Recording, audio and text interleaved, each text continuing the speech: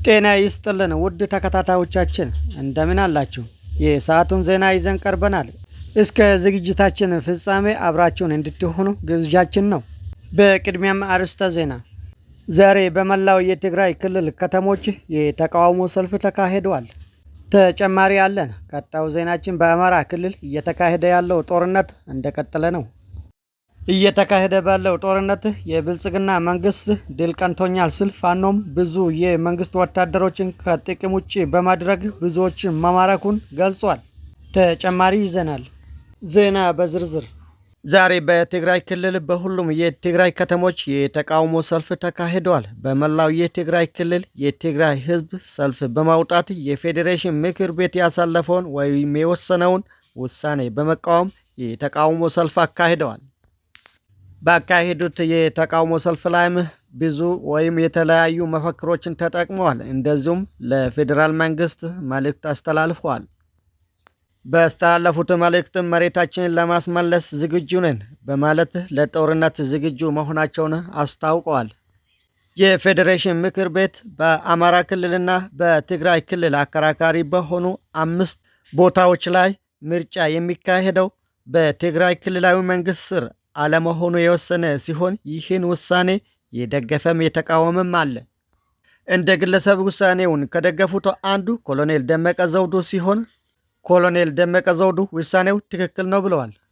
እንደዚሁም እንደ ግለሰብ ከተቃወሙት መካከል አንዱ የቀድሞ የትግራይ ክልል ጊዜያዊ መንግስት የነበረ አቶ ጌታቸው ረዳ አንዱ ሲሆን ውሳኔው ትክክል አይደለም፣ ይህ ውሳኔ ከጸደቀ የኔ ፓርቲ ስምረት ማለት ነው በመጪው የሀገራዊ ምርጫ ላይ አይሳተፍም፣ ከምርጫ ራስን አገላለሁ ብለዋል። ባንዲራ ሐስኩም ዘለኹም ናብ ቅድሚት እለፉ፣ ባንዲራ ዝሐስኩም ኩለኹም ናብ ቅድሚት እለፉ፣ ባንዲራ ዝተኸደንክን አዴታት ባንዲራ ዝተኸደን።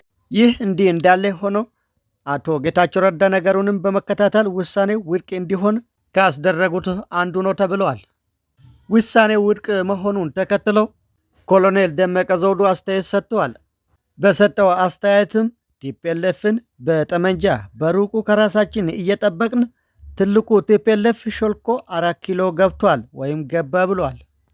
እሱም አቶ ጌታቸው ረዳ ሲሆን አቶ ጌታቸው ረዳ የለውጥ ኃይል መስሎ ሾልኮ 4 ኪሎ የገባና 4 ኪሎ ያለው ቲፒኤልኤፍ እሱ ነው ብለዋል።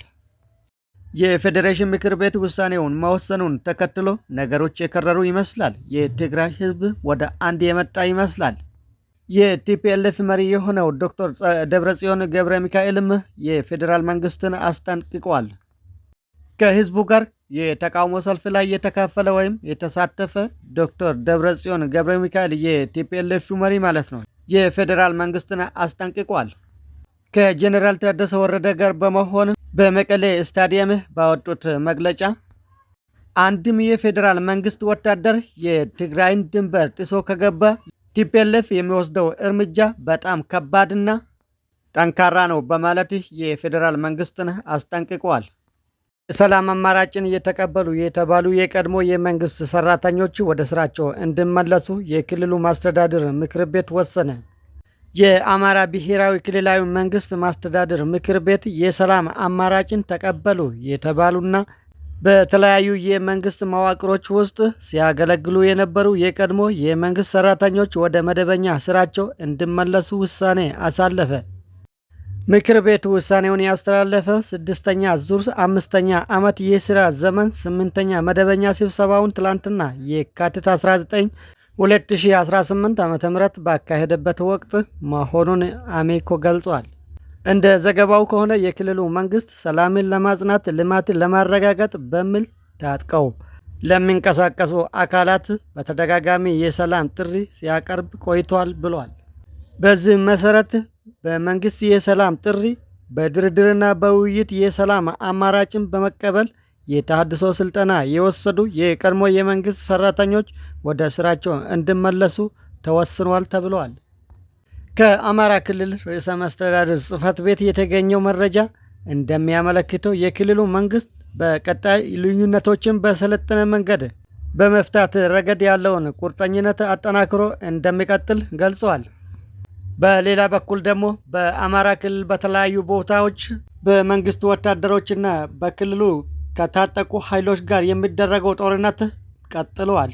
መንግስትም በተለያዩ ቦታዎች የድሮን ድብደባ በማካሄድ ጥቃት በማድረስና የድሮን ጥቃትም ትምህርት ቤቶችን ጭምር ያነጣጠረ እንደሆነ ከአካባቢ የወጡ መረጃዎች ገልጸዋል።